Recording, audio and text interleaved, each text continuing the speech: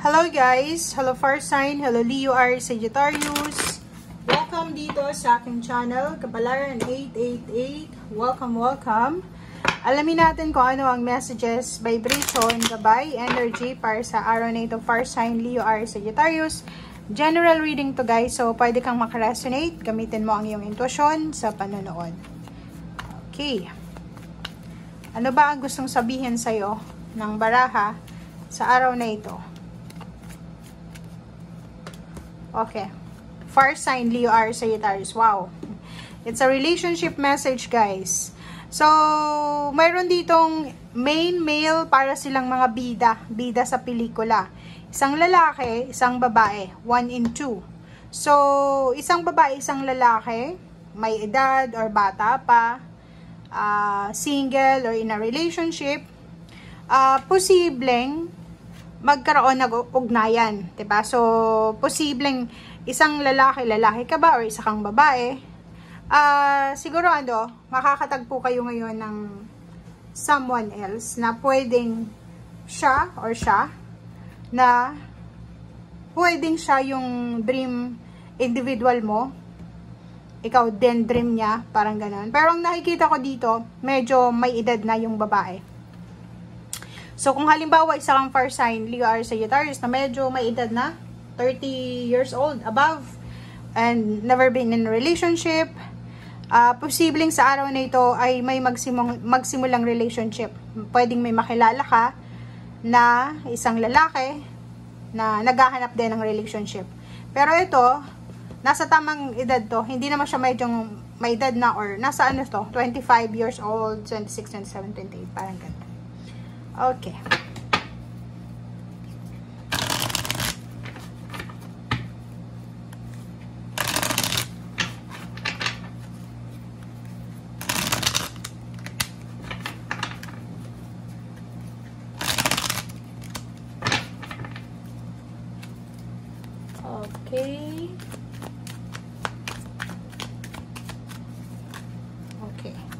Okay, reverse na magician. So, nakikita natin dito guys, since it's reverse, sinasabi ng baraha sa'yo dito, Fire Sign, Leo, Aries, Sagittarius, na may iba sa inyo dyan, na may edad na, babae man or lalaki, na feeling nyo, nahirapan kayong maghanap ng relationship. Parang feeling nyo, walang magic formula sa pakikipagrelasyon. Ang nakikita ko sa'yo dito na parang hindi ka naniniwala sa magic. Yung parang yung spark, 'di ba? Yung parang tinamaan ka ni Cupido, parang gano'n. Hindi ka naniniwala sa gano'n. So, siguro sa araw na ito, pwedeng nakikipag-date ka or may sinet up na meet up sa'yo. And then yun, pwedeng itong lalaking ito na, or babae na pwedeng makaharap mo, it's either magustuhan mo siya or magustuhan ka niya, pero siguro ikaw, Fire Sign, Leo, Aries, Sagittarius, wala kang nararamdaman. Parang walang magic, walang spark, walang emotion.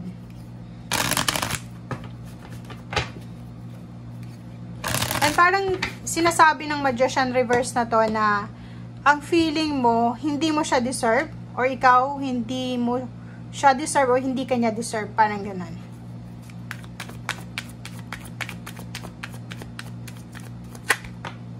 Okay. Wow. Pero sa araw na ito, sinasabi ng baraha sa'yo na it's either ang taong ito ay financially stable siya, or posibleng iisa lang na tao to Pwedeng sa araw na ito ay may manliligaw sa'yo, and then hindi lang relationship yung ino-offer, pera din. Or pwedeng ikaw sa araw na ito, it's either makatanggap ka ng business proposal, work proposal, career, or pwedeng relationship.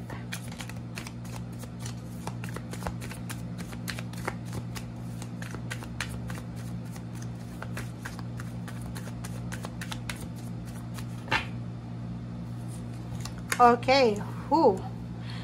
Pero yung iba sa inyo dito, Fire Sign, Leo, Aries, Sagittarius, especially yung mga babae siguro na Leo, na financially wala na talaga silang source, diba? Wala na.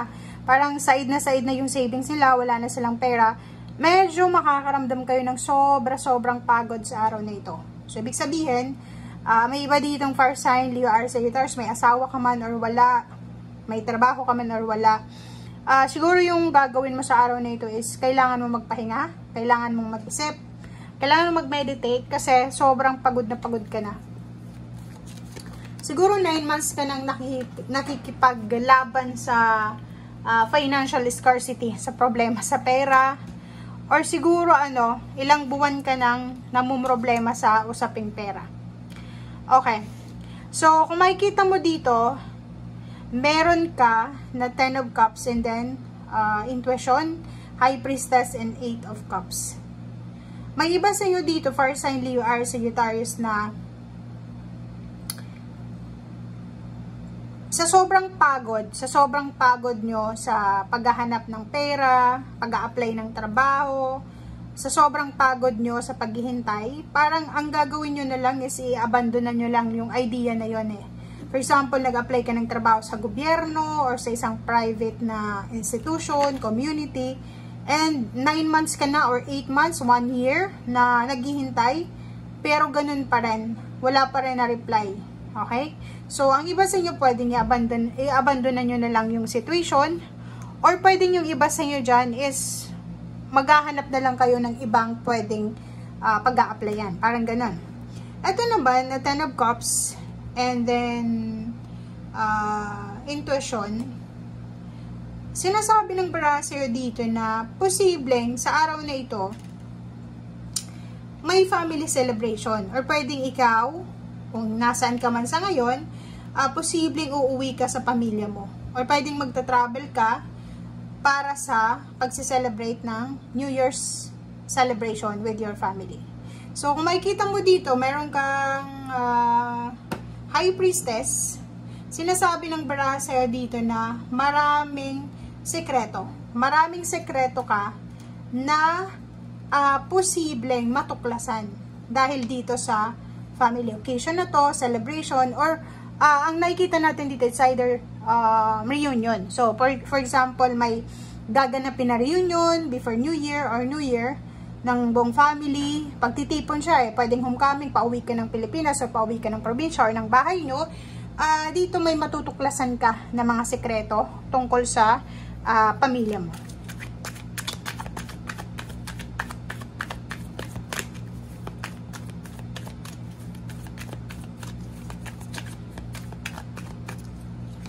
Okay, Temperance. Okay, sa araw na ito, sinasabi ng Bara sa'yo na siguro may mga issues from your past or pwedeng present situation na kailangan mong bigyan ng pasensya siguro. Kasi parang sinasabi ng Barahan na sa araw na ito, pwedeng may mga balita, may mga news, yung chismis, kwento, na magti-trigger ng emotion mo. Pwedeng hindi mo magugustuhan yung balita.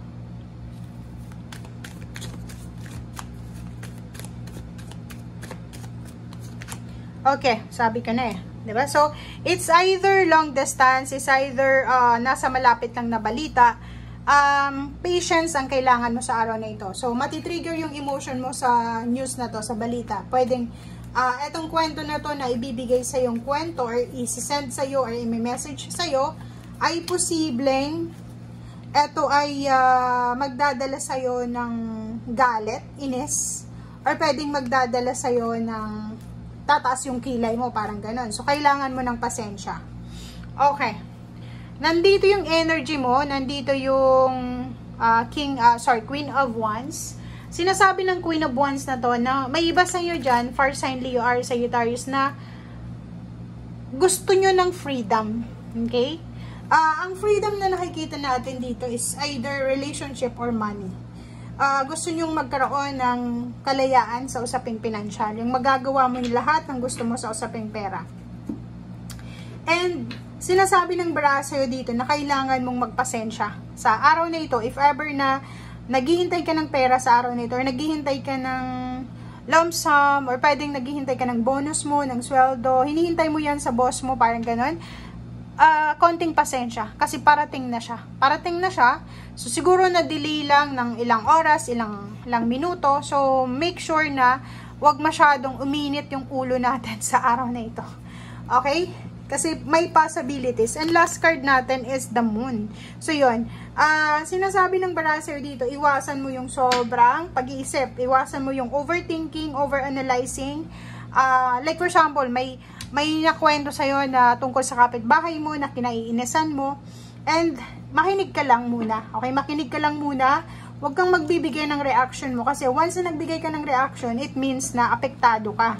It means na hindi ka masaya sa success ng ibang tao. Dahil kagalit mo yun or ganito, ganyan. So, parang example lang to guys. And, mga unrealistic goals to. Ang dami-dami mong unrealistic plans. So, may nakikita ko sa inyo dito na fire sign, Leo, Aries, Sagittarius. Pwedeng lahat kayo, Sagittarius, maliban sa Aries, Leo and Sagittarius to. Gusto yung mag-celebrate ng bonggang-bongga na New Year. Kasi gusto yung i-post sa social media siguro na ganito ganyan, masaya kami, marami kaming handa, ganito ganyan. Pero sinasabi ng unrealistic dreams, goals na to na kailangan mong magpasensya. Patience ang kailangan mo guys. Kasi dito, hindi mo dapat inuuna yung sasabihin ng mga tao sa paligid mo kaysa doon sa sufferings na pinagdadaan mo. Like for example, wala kang pera, wala kang panggastos para sa yung sa occasion na January 1, huwag mong pipilitin kung wala. Okay? Kasi hindi naman totoo yung sasabihin na pag wala kang handa ng New Year, buong taon. Kasi pwede ka naman na maghanda. Pwede ka naman mag-celebrate, 'di ba? Kahit hindi New Year. Pero hindi yung bonggang-bongga na iuutang mo pa, mangungutang ka pa, or parang sasairin mo lahat, said na lahat ng wala nang natira, para lang may pakita sa social media, or para lang sabihin yung pride natin, para ganon. So, eto, may temperance dito.